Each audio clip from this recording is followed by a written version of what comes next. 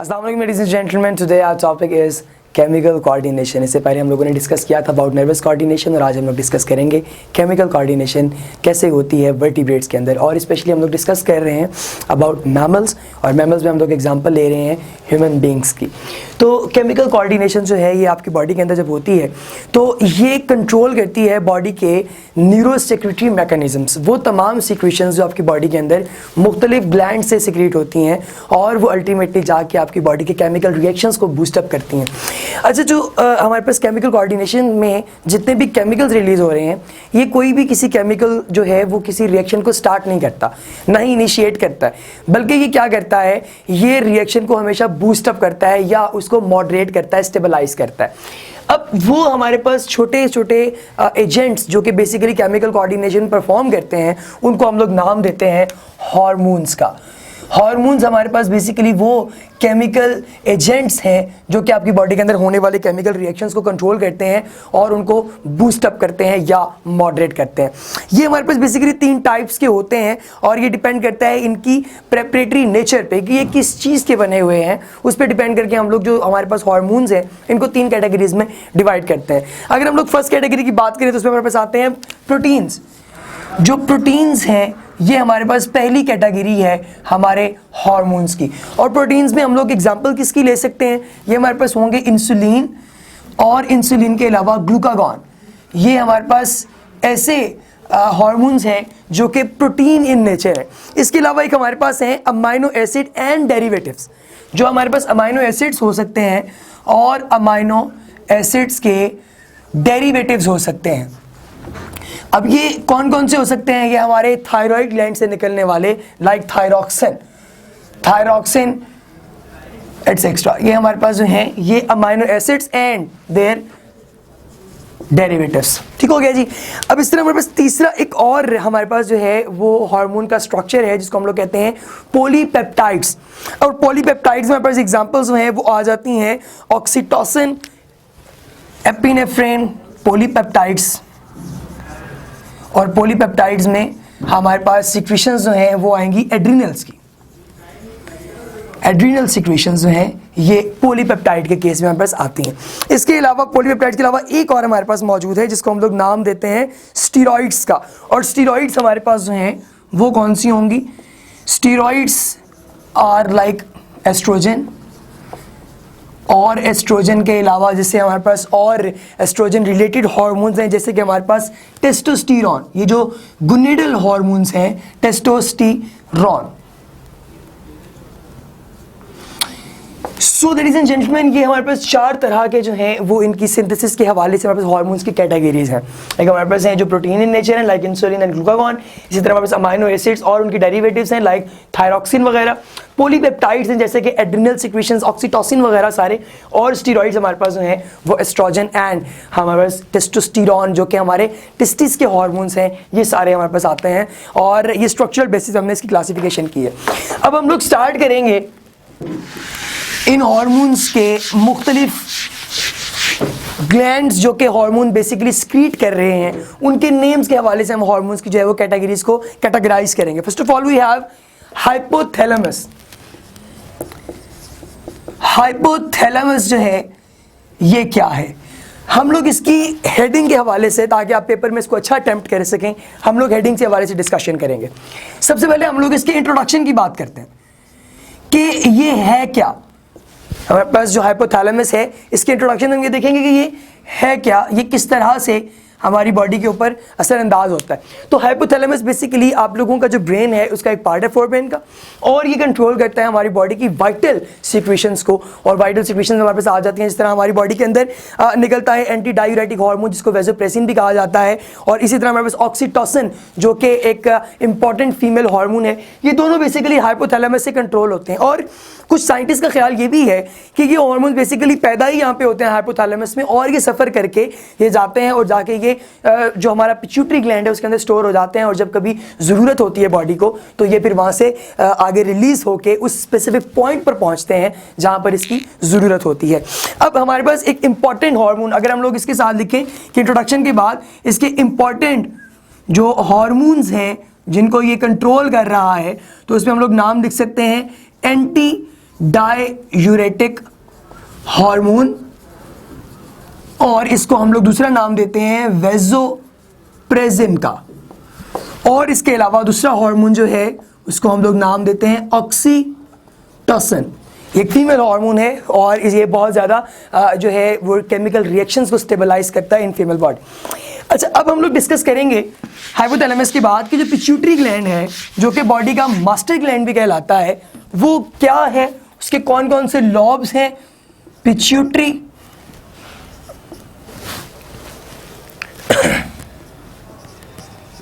gland.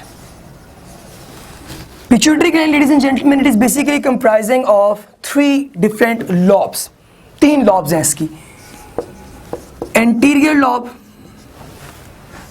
median lobe और posterior lobe.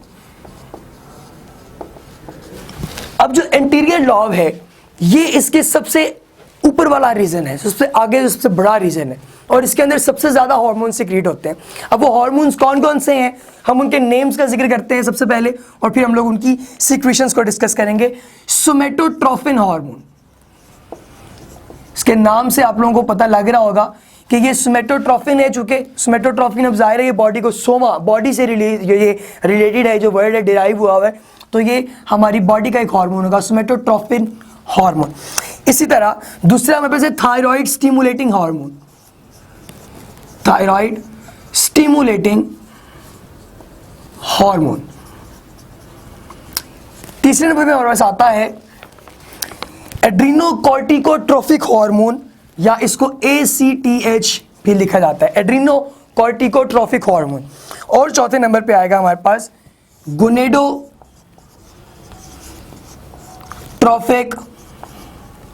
Hormone, इसको GH से रिप्रेजेंट किया जाता है। अच्छा जी, ये जो हमारे पास बेसिकली ये जो नेम्स हैं, अब जैसे हमारे सबसे पहले नेम है सोमेटोट्रोफिन हार्मोन। ये क्या करता है, ये बॉडी के अंदर जो प्रोटीन सिंथेसिस है उसको प्रमोट करेगा। प्रोटीन सिंथेसिस प्रमोट करने का मतलब क्या है कि अगर हमारी बॉडी के अंदर किसी जगह पे, आपको पता है कि मेजॉरिटी हमारे पास जो है वो प्रोटीन है, लाइक हमारे नेल्स हैं ये प्रोटीन, हमारे बाल हैं ये प्रोटीन है, इस तरह हमारे जो पाम्स हैं इनके ऊपर ये जो एक्स्ट्रा लाइनिंग है दिस इज प्रोटीन। सो ये सारी जो प्रोटीन है बेसिकली सोमेटोट्रोफिन जो है उसे कंट्रोल कर रहा है।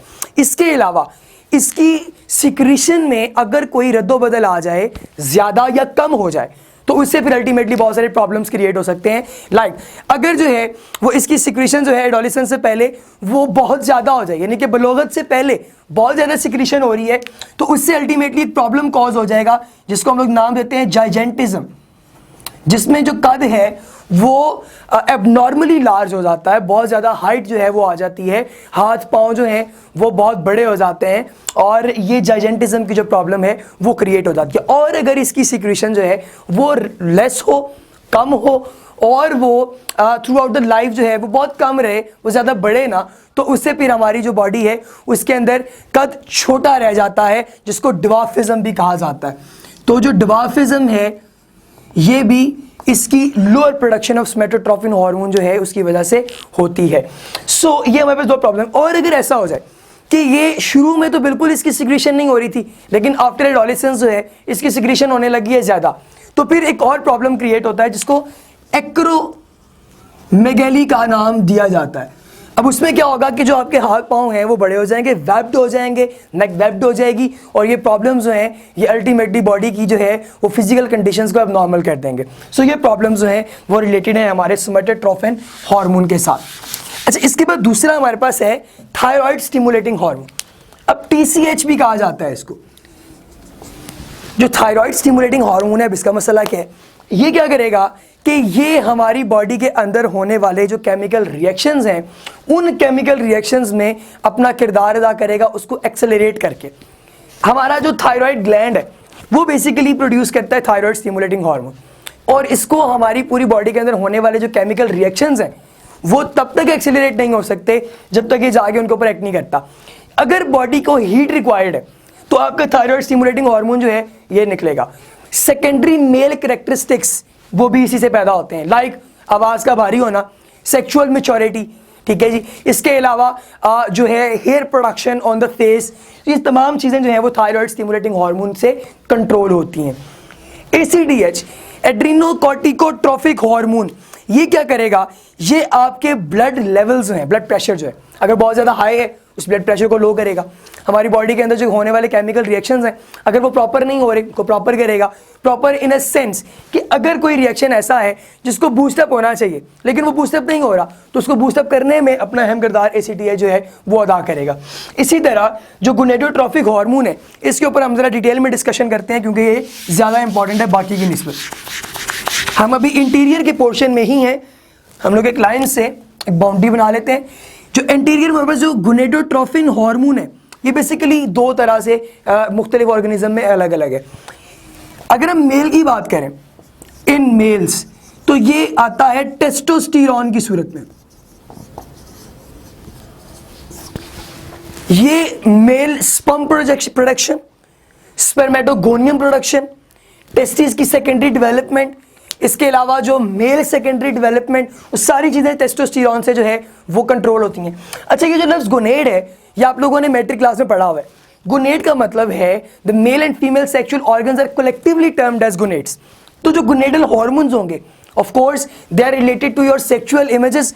तो अब जो मेल हमारे पास है टेस्टोस्टेरोन, ये हमारी टेस्टिस से जो है वो ऑनवर्ड सिक्रीट होते हैं और बेसिकली इनका ताल्लुक तो पिट्यूटरी के साथ है लेकिन अल्टीमेटली ये क्या करेंगे, हमारी बॉडी की बहुत सारी सिक्रीशंस को कंट्रोल करेंगे।